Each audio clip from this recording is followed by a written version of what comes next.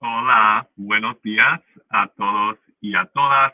Qué bueno que ustedes estén aquí con nosotras, a nosotros. Perdóname otra vez. Yo soy David, transmitiendo desde Nashville, Tennessee. Hello, everyone. So great to have you back. I'm David. I am broadcasting from Nashville, Tennessee, where I'm spending quarantine. Como siempre, yo estoy aquí con mi um, colega querido David. I'm here with my beloved colleague David. David, ¿qué tal? ¿Cómo estás? What's happening?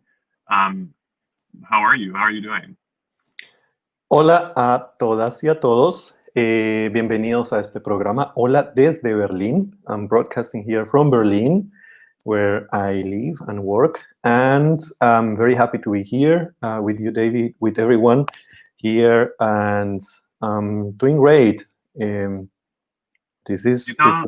here. It's very hot here in Berlin. I'm a bit surprised because I've been here for only 10 days back here in Germany. I was in Colombia, and since we have no seasons there is no summer, and I was in a cold city, so now I'm kind of sweating a bit.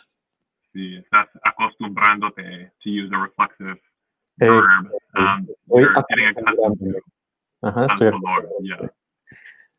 Well, ¿qué tal el fin de semana? What's up? What'd you do this weekend? Bueno, el fin de semana fue tranquilo. It was very quiet. Estuve en casa. I stayed at home. Y estoy un poco triste porque mi hermana celebró su cumpleaños. It was my sister's birthday. Y yo tengo un regalo para ella, pero no se lo puedo dar. I can't give it to her because I'm here. So she'll need to wait for my present when I'm back here in Colombia, there in Colombia. But other than that, yeah, it's been great. So I'm a bit sad, but I know that she had a great birthday on Sunday. And yeah, tengo un regalo para ella y pronto se lo daré. And yeah, that was my weekend. How was your weekend? ¿Cómo fue tu fin de semana? Yo disfruté mi fin de semana. I really enjoyed my weekend. Yo pasé tiempo con amigos queridos, spent time with friends whom I love dearly. No hay mucho que está pasando en mi vida. There is not a lot that's happening in my life, pero quizás eso es Well, bueno. Yeah. I think Porque no tengo, it's okay. Yeah. yeah. So we can get started with today's session, but before we do that, we have, as always, a sentence from the last session that we'd like to review with you, with all of you. And I think we are ready for the sentence. What was the topic last week? So if I'm not mistaken, our topic was the position of adjectives in the sentence, and that's why we had this sentence at the end. So I hope you can still remember what we talked about last Tuesday, and we'd like to start with this sentence. Este año conocí a un que admiro mucho, and it can be escritor grande or gran escritor. So we'd like you to enter 1 if you think escritor grande is correct, and 2 if gran escritor would be correct in that case. So just let's remember that adjectives are words that we use to describe how things are. In general, we tend to use them with people, but we can also use them for things, for objects, and for animals. And these words that we use in Spanish, in English as well, tend to be placed in a very specific position in Spanish, which is a bit different from English. So we say casa nueva, we say persona amable, yeah. We say un viejo amigo in other cases. So when do we place them before this noun, this person that we are describing, or after this person or object? So that was our topic last week. So While you all are answering this question, I see comments on my audio is not great. I'm going to grab a second pair of headphones. So give me 1 second and we'll try to fix that. Okay, so I can take over here. So dear people, I already see some answers. Let's pick this one. So Shannon says the second option is the right one. So if we go back to the sentence, este año conocí a un gran escritor que admiro mucho, that makes sense in Spanish. So in this case, we would place grande, in front of the noun. And why? Why is that? It's just because we are talking about a writer that it's great, a writer that we admire. So in this case, we are referring to him as a great person, a great writer, and that's why we say gran escritor.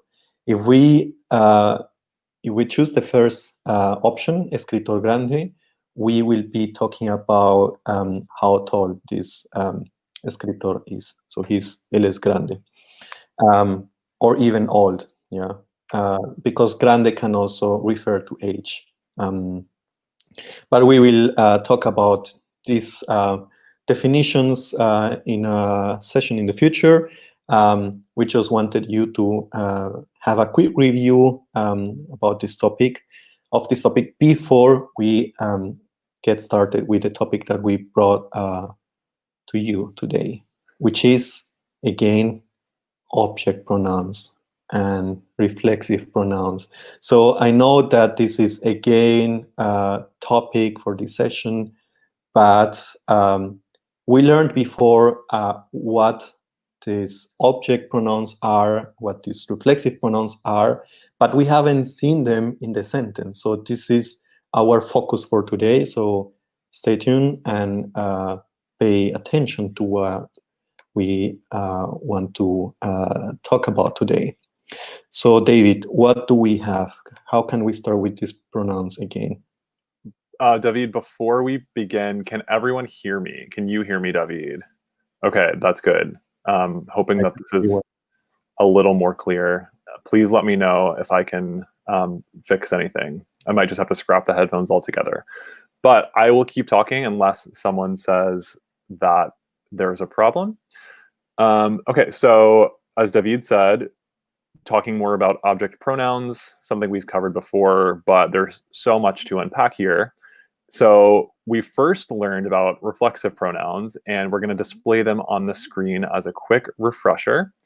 So if we put these on the screen, we'll see a reminder of what we learned before. So getting those up there right now. It's there. Right there. Okay, so the reflexive pronouns, there are 5 that we talked about. Me, which refers to myself. Te, yourself, in the singular informal form. Se, which could stand for himself, herself, even themselves, or the formal singular form of you, or even the plural form as well. So ustedes would be se, ellos, ellas, él, ella, all se, to refer to the self in the reflexive pronoun form. We also have nos, ourselves, and os, which would be the singular informal form that's, or the plural informal form, I'm sorry, that's used in Spain only, vosotros y vosotras. So if this is something that you remember from a couple episodes ago, that's great, because it helps us understand the next set of pronouns, which we also talked about before a little bit later, which are the direct object pronouns.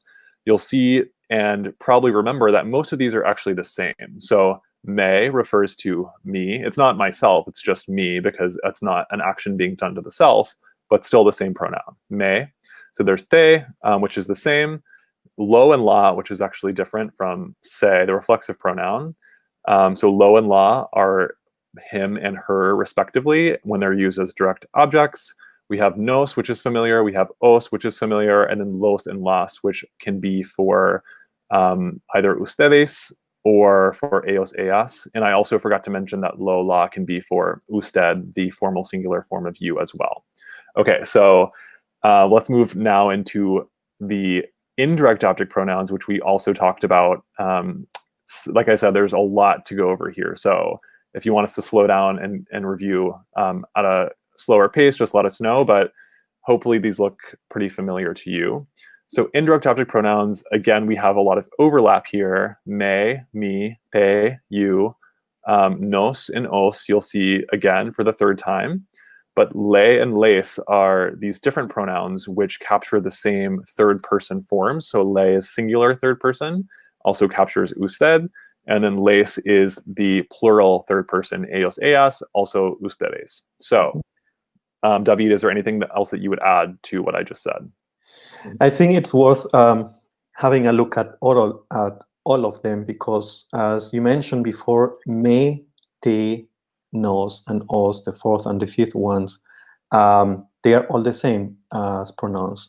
So it's very important to recognize here that actually the challenge is to learn the ones that capture those pronouns like él, ella, he, she, and usted, and ellos, ellas, ustedes, because they are very important. So, but how do we use these pronouns? So as we saw in previous episodes, if we have a sentence like nosotros compramos un coche, nosotros lo compramos, we see there that we are talking about a car that we bought. So we can also say we bought it to avoid repetition. So this is the main purpose of pronouns. Pronouns stands for these little words that we also call nouns, and they are representing them. They are like ambassadors. So in this case, we are talking about un coche, which is a masculine noun, singular, and that's why we use lo. And why don't we use le, or why don't we use se if this is the third person? It's just because un coche is the direct object in this sentence. It's something that is being affected. It's something that is being bought. And this is how we can recognize direct objects in the sentence. So usually there is someone or something doing something, and this action affects a direct object. So in this case, we buy something, we buy a car. Lo compramos in Spanish. So let's have a look at another sentence where we use another direct object pronoun. And in this case, we have the sentence, yo tengo las flores para la fiesta. I have the flowers for the party. If I keep talking about the flowers, I can say, yo las tengo para la fiesta. I have them for the party. And here we also see the change in English. We are talking about them. So I have them. And in Spanish, we have gender differentiation for this person, third person plural. So if we are talking about groups that are purely masculine or mixed, we use los. And since we are talking here about las flores, a feminine noun, in plural, we use las. So these are the object pronouns, the direct object pronouns in Spanish. But Davey, we have another sentence. Let's review these definitions. What sentence do you have there for us? This is one that we actually used a couple episodes ago, but I think it's a great example. So let's put it back on the screen. You might remember this one. It uses the verb dar, to give. So dar takes two objects. It takes a direct object, the thing that is given, and it takes an indirect object, the thing or the person or recipient to which that thing is given. So we see a sentence like, yo doy, I give, yo doy el chocolate a mi padre. I give the chocolate to my father. So here you can see there are two objects of the verb dar. One is the recipient, one is the thing that is given. So we're going to, I don't think we've ever actually done an exercise in the middle of a presentation, but this is going to be a great review. And we hope to keep you all engaged and on your toes by giving you two different test sentences right now to see if you have retained what we talked about in earlier episodes, and to refresh your memory. So let's go ahead and put the first one on the screen. And what we're going to have you do is substitute either a direct object or indirect object pronoun in the space, the blank, depending on what is missing and what needs to be substituted. So the first sentence is, coming up. I can add it for you. In the meantime, when we do that, Sam is asking, me, te are accusative. That's correct, but they can also be dative. To me, to you, yeah, I see the difference. So me, te are accusative. This is the name of the case in Spanish, and to me or to you would be dative. Right. Accusative would be as a direct object. So like if I say I love you, yo te amo, then te wouldn't be to you, it would just be you. But that would be the accusative case. But it's the same thing if te is in the context of to you, like I give a book to you. It's the same pronoun, but it is a different, I think it's called case marking, like accusative, dative, genitive. That's very technical. We don't have to get into that. But Sam, you're on the right train of thought that me and te are used as objects in this case. Okay, so let's go ahead and display this sentence on the screen. We say, yo doy a mi padre. And if you remember the sentence from above, we're talking about something being, the chocolate being given to my father. So what would it be? Would it be lo or le?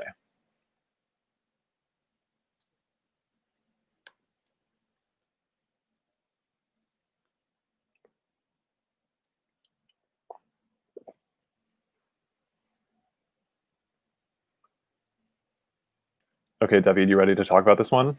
Yeah, that's great. It's great to see that people are choosing lo, which is correct. And why lo? Because we are talking about something that is given, which is the chocolate, and chocolate is a masculine noun in singular. So in this case, we would say yo lo doy a mi padre if we know what we are talking about. So we need this reference. Lo means el chocolate, refers to el chocolate. That's great. So let's have another sentence, which is very similar to you. So if we have this sentence, this blank, how or what's the right answer if we wanna use a pronoun to refer to a different part of the sentence? So in this case, we are asking about the el padre, I think. In the sentence, we had, this is the sentence, yo doy el chocolate a mi padre. How can we use here a object pronoun that refers to el padre?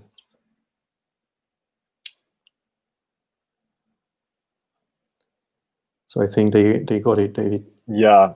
If you were paying attention and you noticed that the answer to the first question was lo, then you know that this one must be le. So great job to everyone who got that right. Let's go ahead and display Jerry's answer. That's correct. Le is the singular third person indirect object pronoun, which is a fancy way of saying it means, in this case, to him, to the father, to my father. So great work, everyone. Okay, so this was mostly a review of stuff we've talked about before, but it's an important foundation moving forward because object pronouns are so tricky and I confuse them all the time. And there are some weird rules that actually govern how they work, a couple of which we can talk about today. But it's important that we know what the difference is between them and how they're used in different contexts before we move forward. Okay, so now we've talked about using indirect object pronouns and direct object pronouns separately in sentences. But of course, many of you have wondered before and are probably still wondering what happens when you want to use them together in the same sentence, which is totally allowed in Spanish, done all the time. And David even did it in our introductory conversation, if you were paying attention. So we'll give you some rules that tell you how this sort of situation would work grammatically, and we'll give you some examples as well of where we see that. I'd like to add something here before we skip to how we use both direct and indirect object pronouns in the sentence. And maybe we can just have a quick look at the sentence that we see on the screen. Mi hermana le regala la lámpara a Paula. In this case, we have la lámpara, which is the direct object, so something is being gifted, and a Paula, the recipient. So someone is getting that lamp that I'm giving as a present. So you might be wondering why that le is placed in that, is used in that sentence. And this is something that we do very often when we speak in Spanish. So when we have an indirect object in the sentence, like in this case, a Paula, this is being duplicated by using the corresponding indirect object pronoun. So le, the le that we see there after hermana, and a Paula are exactly the same. It's like a mirror. And it's just telling us that there is an indirect object, which is a Paula. So if you remember well, when we explained the personal a in Spanish, where we use direct objects and they are being represented by people, they tend to have this personal a. So when we say, I love my mother, yo amo a mi madre. And in this case, in Spanish, we use this resource to make it clear that a Paula is not a direct object, but an indirect object. So it might be confusing, and this is not our topic for today, so I just wanted to mention this. So if we have this sentence, mi hermana le regala la lámpara a Paula, my sister gifts the lamp to Paula, what indirect object pronoun can we use here? So you see there the blank, mi hermana regala la lámpara. So that's very easy because we have the answer in the first sentence. Mm-hmm. It looks like a lot of people have already even given the right answer, which is great. Mm-hmm. And I'm sorry, I didn't mean to skip over this example. I completely forgot that we had written it to talk about, but thank you so much, David, for mentioning that. It's that I remember this in the last minute. So I think it's very important to mention this before we talk about object pronouns in the sentence. So I think we can start with that. Okay, so as I was saying in my long diatribe before, David brought back that one sentence that I totally forgot about. We're going to tell you how to use indirect objects in the same sentence. So first, let's just give a rule, a grammar rule that says the first thing that appears in sentence when you're choosing between two types of object pronouns is the indirect object pronoun. It always comes before the direct object. And if you think about it, how it works in English, this actually makes a lot of sense. There are a lot of parallels. So let's take a verb like to tell, like you would tell a story to somebody. If you wanted to say, I tell him a story, him is the indirect object. The story is what's being told as the direct object. So it's actually, it follows the same pattern in this context, indirect before direct. If you wanted to say, I tell the story to him, that's a little bit different because you have that preposition to there. And you're kind of moving that whole prepositional phrase outside of the main verb phrase. But let's just, even if you wanted to simplify it and say something like, I tell him it, if you knew what it was, if you'd already established that, then him, the indirect object, comes before the direct object it. In Spanish, the difference is that both of these pronouns are going to come before the verb, actually, in a lot of cases. In the simplest case where you just have a single conjugated verb. But keep in mind this rule, indirect before direct. Okay, so let's go ahead, David, and display this sentence that is in the comments. And it says, te escribiré una carta si mañana te la escribo. So we have the verb escribir, which can have two objects, direct and indirect. It means to write. Te escribiré, that's the future form, meaning I will write. So we have, I will write you a letter. Yes, tomorrow I'll write it to you. So the second sentence is the one where we see two object pronouns. We have direct and indirect. So David, which one in this case is the direct object? Which is the indirect object? Yeah, so as we can see here, la is the direct object pronoun because we are talking here about a letter that is being written, and te is going to be the indirect object pronoun because there is a recipient, which is you. So in this case, it's important to recognize that te, as it also happens with me and nos and os, can be both direct or indirect object pronouns. But in this case, since we are talking about te being a recipient of the letter, we are going to place it first, and then we place the thing that is being given or the thing that is being written, the direct object, which is la. So let's have a look at another example, just to have it clear. ¿Nos puedes comprar los periódicos? Can you buy us the newspapers? If we want to replace los periódicos with the corresponding direct object pronoun, because we are talking about something that we are buying. So what are we buying? The newspapers. We would ask, ¿nos los puedes comprar? And again, here we have nos, which is the indirect object pronoun. So who is the recipient in this sentence, and what is being given or what is being bought? Los periódicos. And that's why we have there two pronouns, object pronouns. So I hope this is clear. So when you are not sure about the position of these object pronouns in the sentence, if we are using both the direct and indirect, just remember the first rule: first indirect, then direct object pronoun. So I think we can have another last example of this case. So if we have this sentence, ¿tienes mi cuaderno? ¿Me lo das? Do you have my notebook? Will you give it to me? Here we see it again. We are asking this question: do you have my notebook? And in order to avoid repetition of notebook, because we know that we are talking about, and cuaderno is a masculine noun, we just replace it with lo.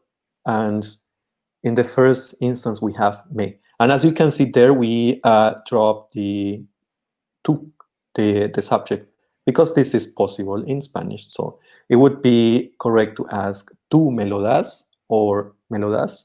And yeah, I think in this case we have a question where the verb is at the end, which is not very common in Spanish.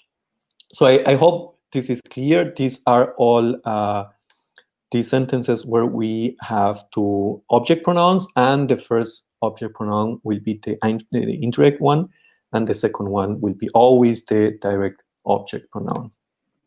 So I hope this is clear. And I hope everyone is ready for the second rule. There is a second rule, which might be a little bit confusing, but let's give it a try. So David, what do you have as a second rule?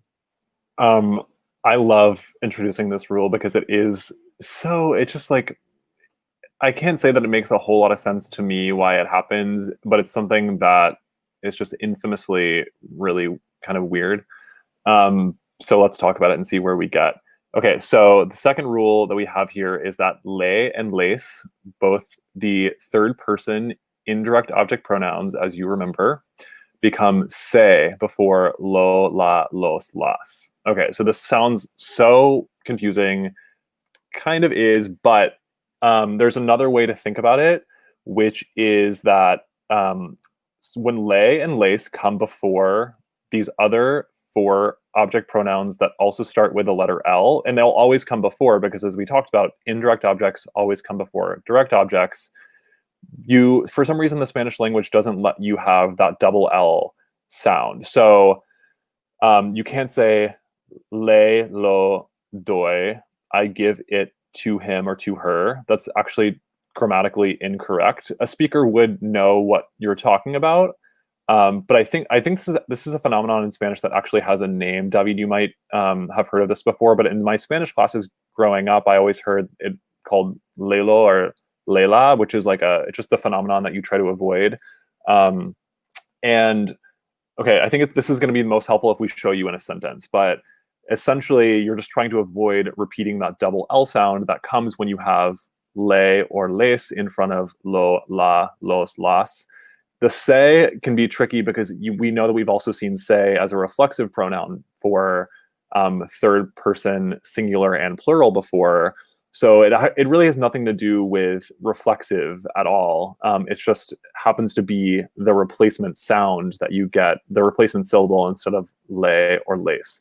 Okay, so that's a lot of talking on my end. Let's show a sentence and how it would work in action. I see Gail said, and I thought I was getting this. Yeah, I'm sorry. This is just one of those things you have to kind of struggle with until it makes sense. So don't be discouraged. If you're frustrated, that's okay. Let's see how it works. Yo doy el chocolate a mi padre, sentence we had before. So our instinct is to say yo le lo doy, I give it to him. But Spanish says we cannot do that. So there's a little asterisk, a star, indicating the sentence is grammatically incorrect. And the le will turn into se. So you would end up saying yo se lo doy, I give it to him. Like I said, the se isn't a reflexive pronoun in this case. It's just a way of getting around this kind of pesky situation. Davi, do you have any insight into why this might be or how to remember this better? Yeah, so this phenomenon is called cacophony in Spanish, cacophony. So it sounds very weird. It sounds also very difficult to pronounce this in Spanish. So yo le los doy, les lo doy. That's why we take this as a resource, as a solution to avoid these mispronunciations. So it might be confusing because we have already seen this word having different functions inside the sentence. So I think, David, as a suggestion for you, for everyone, we should also have a complete session about se, because se is a magical word in Spanish. So don't get confused by that. We will also deep dive into this word and how to use it in one of our future sessions. So don't worry. This is just a resource. So if you say yo se lo doy, as you can see here, the only thing that we are doing is we are replacing that el at the beginning of le with an es, and it sounds better and it's accurate in Spanish. So try to say yo le lo doy, and you will see that this is a bit hard to say in Spanish. And we try to simplify pronunciation a little bit, although you might not believe that. But yeah, so let's have a look at this other sentence that we have, which is mis hermanas, my sisters, les regalan a mis padres una cena romántica. So I think this sentence is very easy to understand. My sisters give my parents a romantic dinner. But what if we want to use object pronoun? So it's easy. Okay, so una cena romántica, that's the direct object, because we are giving something as a present. We are gifting something which is a romantic dinner. So easy, la. And you see that in the second sentence. So we place that la. Mis hermanas la regalan a mis padres. That's something that we could say. But look at this say, that beautiful say. So that say comes in the place of les, just because we have a la following it. So instead of saying mis hermanas les la regalan, we say in Spanish, mis hermanas se la regalan. So we know this might be confusing. This is, I think, a matter of practicing, of coming up with some sentences that you might say in Spanish. Try to, I don't know, think of a sentence that you could use in Spanish, like regalar, with the verb regalar, escribir una carta, and you will see that it's not that complicated. So we use se instead of le and les when another word that starts with le, with el, is following this object pronoun. So I hope this is clear, and I think, David, this is it for today. So I think we are ready for some questions. Lots of great questions this week. This is a really tricky topic, so we'll try to clear up any confusion that exists. I saw, first I want to call out Sam's comment. He had me laughing. He said, because he was asking about nos, if it meant can, but then someone came through and said, oh, actually nos means us. It's a pronoun. So then he said, sorry, laughing at how far off I was, given how, I think how many months of Rosetta Stone I had. Just want to say, Sam, welcome to the Babel side. We're glad to have you. Feel free to join us in following weeks. Always glad to see new faces. And we have, for anyone else who's joining us for the first time, we have these videos on our Facebook page and our YouTube channel, which we can link to, so you can catch up on past episodes as well. Okay, so David, do you see a comment that stands out to you, a question that you feel? Yeah, I see some Spanish learners wanting to learn more about sé in Spanish, so I think we'll do that. For sure, it's a promise. And I see this question, Wendy's asking whether this exists or not in all Spanish dialects. Yes, so if you learn this rule, we use it in all countries where we speak Spanish. So this is not attached to a specific Spanish variety. This is used everywhere. With the only exception that if you go to Spain, you will use the pronouns vosotros, vosotras, to address many people in an informal way, and the corresponding ones, so os, and yeah, that's it. So when it comes to pronouns, you will learn one more that you are going to need in Spain. But other than that, this replacing action takes place where we speak Spanish. Okay, another question that isn't really about this topic, but is very important, that David, I will defer to you on, is we had an example sentence that said, te escribiré una carta, I will write you a letter, si mañana te lo escribo. And more than one person said, why are we using the future tense in the first sentence and the present tense of escribir in the second sentence? Let's see. So Janice asked, why escribiré than escribo? I think that you are much better equipped to talk about this than I am. So I'll pass it off to you to see what you have to say. So in this case, I think someone also said Belinda. Belinda said, because mañana is there to show future, which is right. So we tend to use less the future forms. We have these little words, which are called adverbs, that refer to time. So they help us also place the action in the present, in the future, even in the past. And we can avoid using the specific tense, the verb tense for it. So in this case, if we say mañana te la escribo, which is the sentence that we had before here, it's that's correct. That's okay. Sí, mañana te la escribo. You can also use the future form. Sí, mañana te la escribiré, and it's grammatically perfect, correct. So you can also use it say that in Spanish, but we tend to use the future forms less than we do it in English. So this is one of those differences that we see between both languages. One thing that, and I can make this quick because we have other questions too, but in English, what I think of is like, we say, I'm going to the park. If you don't really qualify when, if you just say I'm going to the park, that probably means that you're going to the park right now. But if you put an adverb that has to do with time, like tomorrow, this week, you could say I'm going to the park this week, and that refers to the future. So it's kind of like the context, having extra words in the sentence that tell you when something's happening will make it more clear. Oh, he doesn't mean he's going to the park right now, he's going later. And then a side note, in Spanish, they actually don't use the progressive form to refer to the future. Is that right, David? So you can say, yo estoy dándote un regalo mañana. Like I'm giving you, you would only use it in the present. So I would say, yo estoy dándote un regalo a ti ahora. I'm giving you something. I'm giving you a gift now, but you can't say in the future, I am going, I am whatever-ing.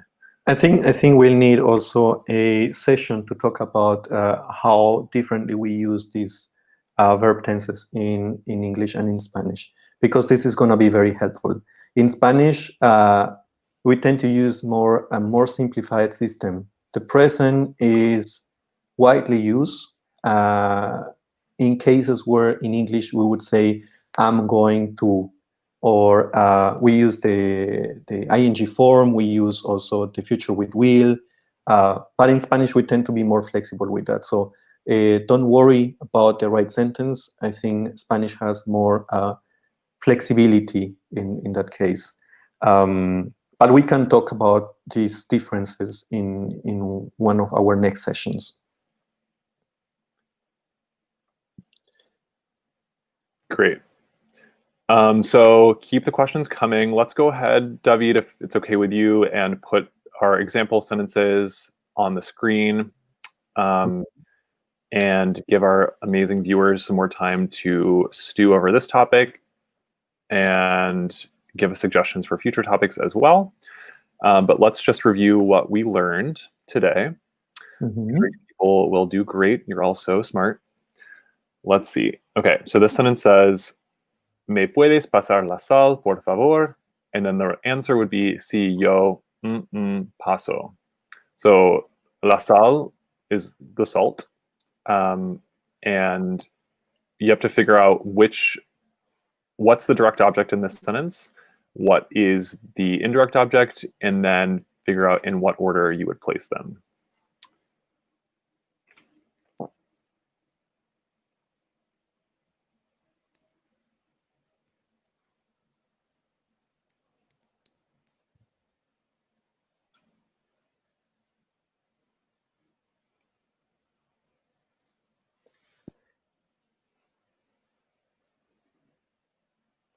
I see many great answers. Yeah, everyone has gotten it right so far. Correct.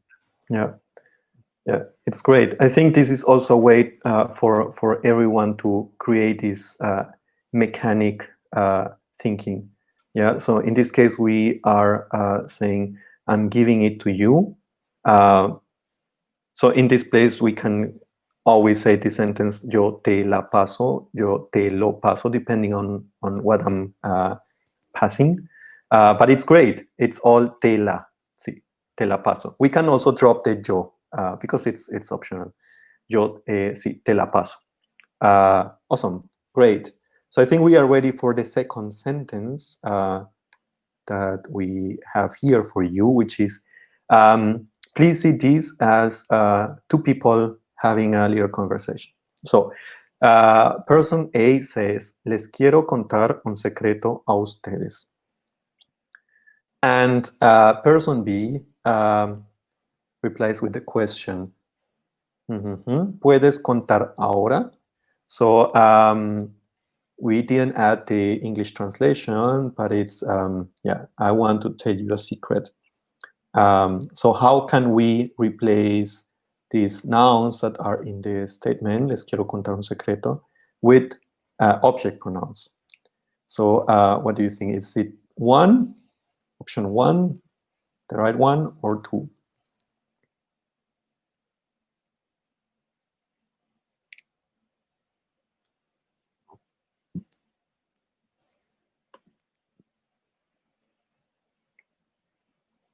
That's great. Because, David, I see again many right answers. What's the right answer, David? The right answer is number 2, nos lo. Kira got the right answer, as did many of you. So we could say, les quiero contar un secreto a ustedes. Nos lo puedes contar ahora. So we're saying, can you tell us it now? Can you tell it to us now? We remember that the indirect object comes before the direct object. In this case, the direct object is what is being told, which is the secret. Masculine singular noun. So it gets lo. And then nos is the indirect object pronoun meaning us. It's also, as we know, the direct object pronoun meaning us and the reflexive pronoun meaning us. But in this case, we're going to use it as the indirect object because we are the people to whom the secret is being told. So we say, nos lo puedes contar ahora. So great job to everyone who got that right. Yeah, I'm very happy to see that. It's, of course, a very complicated topic.